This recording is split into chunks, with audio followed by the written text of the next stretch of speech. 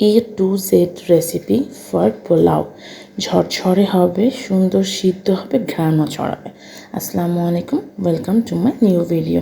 কেমন আছেন সবাই? আশা করি ভালো আছেন। Make sure to subscribe. চলুন তাহলে রেসিপিতে যাওয়া যাক। পুরোটা রেসিপি শেয়ার করছি, একদম ফার্স্ট টু লাস্ট, যাতে বুঝতে আপনাদের অসুবিধা না হয়। 3 কাপ 250 ml কাপের পোলার চাল নিয়ে নিয়েছি। আমি এখানে প্যাকেট পোলার চাল ব্যবহার করছি। মাত্র 2 বার ধুবো, জাস্ট ধুয়ে এটাকে আধা ঘন্টার জন্য আমি পানি ঝরাতে একটা পাশে রেখে দিচ্ছি। এই যে দেখুন পানি ঝরছে। এবার একটা পাত্রে একটু হাফ কাপ মতো তেল নিয়ে নিয়েছি। প্রথমে 1/3 কাপের মতো পেঁয়াজ আমি বেরেস্তা করে নেব। এটা আমাদের পরে ডেকোরেশনের জন্য এবং দমে দেওয়ার জন্য পোলাওয়ের প্রয়োজন। বেরেস্তার একটা টিপস বলি, যখন এরকম হালকা ব্রাউন কালার হয়ে যাবে তখনই চুলার আঁচটা বন্ধ করে দেবেন। নিউ বিগিনার্স আপুদেরকে বিশেষ করে বলছি, এভাবে করে করলে আপনাদের বেরেস্তা কখনোই পুড়ে যাবে না বা কালো হবে না। দেখেছেন হালকা গোল্ডেন ব্রাউন ধরতেই আমি চুলার আঁচ বন্ধ করে দিয়ে চুলার উপরে রেখেই কড়াইটায় বেরেস্তাগুলো কি সুন্দর করে নিয়েছি, কারণ তেল, কড়াই, চুলা সব তাপে বাকিটুকু হয়ে গিয়েছে। এবারে তেজপাতা, এলাচ, দারচিনি দিয়ে খুব ভালো মতো নেড়েচেড়ে একটা সুন্দর সুঘ্রাণ আসা পর্যন্ত অপেক্ষা করেছি। এবার দিয়ে দিয়েছি স্বাদ মতো লবণ। আমি এখনই সম্পূর্ণ লবণটা দিয়ে দিচ্ছি, লাগলে পরেও টেস্ট করে দেওয়া যাবে। দিয়ে দিলাম আদা বাটা, দিয়েই আমি ঢাকনাটা বন্ধ করে দিয়েছি, কারণ ছিটে আসতে পারে। এবারে ঢাকনাটা খুলে আমি এটাকে একটু ভালো মতো নেড়েচেড়ে ভেজে নেব। সুন্দর একটা অ্যারোমা আসবে। তখন দিয়ে দিচ্ছি ওই ভেজানো শুকাতে রাখা চালটা, যেটাকে আমি আধা ঘন্টা রেস্টে রেখেছিলাম। দিয়ে দিচ্ছি কিশমিশ, এটা অপশনাল। দিয়ে এখন খুব ভালো মতো 5 মিনিট ধরে মিডিয়াম টু লো হিটে এটাকে আমি অনবরত ভাজবো। এত সুন্দর একটা ফ্লেভার এই মুহূর্তেই ছড়ানো শুরু করবে যে পাগল হয়ে যাবে বাসার বাকি লোক, যে এত সুন্দর পোলাওয়ের রেসিপি।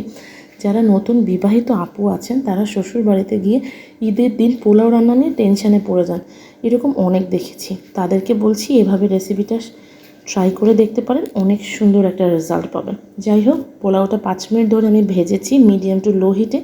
এখন কাপ মেপে, যেই কাপে আমি চাল মেপেছি সেই কাপ মেপে 5 কাপ পানি দিচ্ছি। 1 কাপ হাতে রাখছি, যেহেতু মিডিয়াম টু লো হিটে করব, সম্পূর্ণ পানি একবারে দিব না। অনেক চালে হয় কি 1 কাপ পানিটা নাও লাগতে পারে, আবার কিছু কিছু চালে পুরাটাই লাগে। সেই জন্য আমি কাপ মেপে 5 কাপ দিয়ে দিলাম। দিয়ে এখন এটাকে একটু নেড়ে ছেড়ে লবণ টেস্ট করে কাঁচামরিচ দিয়ে ঢাকনা দিয়ে ঢেকে দিব। তার আগে দিয়ে দিচ্ছি অপশনাল 2টা জিনিস, বাট দেওয়ার ট্রাই করবেন, অনেক সুন্দর একটা ফ্লেভার আসবে, সহজে বাবুর্চি স্টাইলও হয়ে যাবে। সেটা হচ্ছে হাফ চা চামচ মতো শাহি জিরা বা শাহজিরা, আর হচ্ছে হাফ চা চামচ মতো কাবাব চিনি।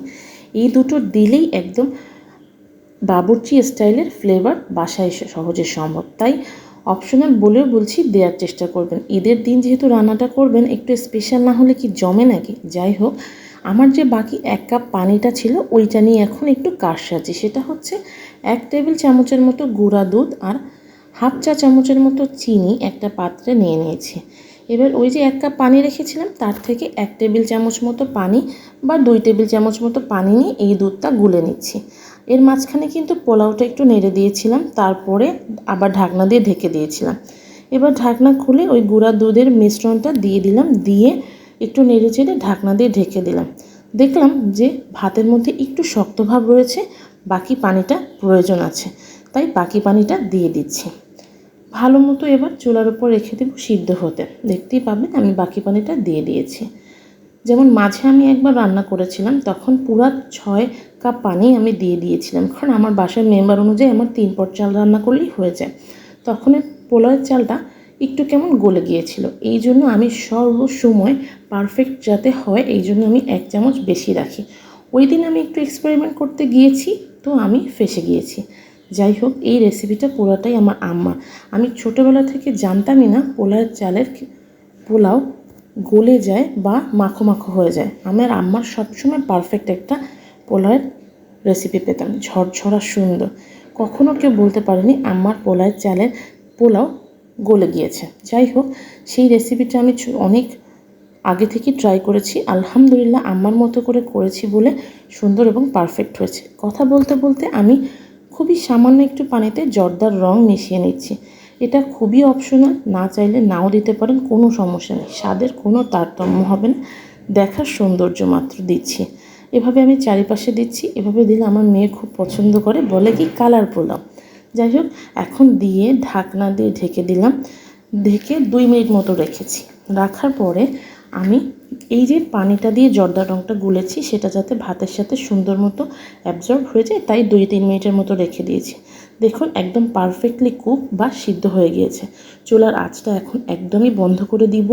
বন্ধ করে দিয়ে বেরেস্তা দিয়ে ঢেকে রেখে দিব।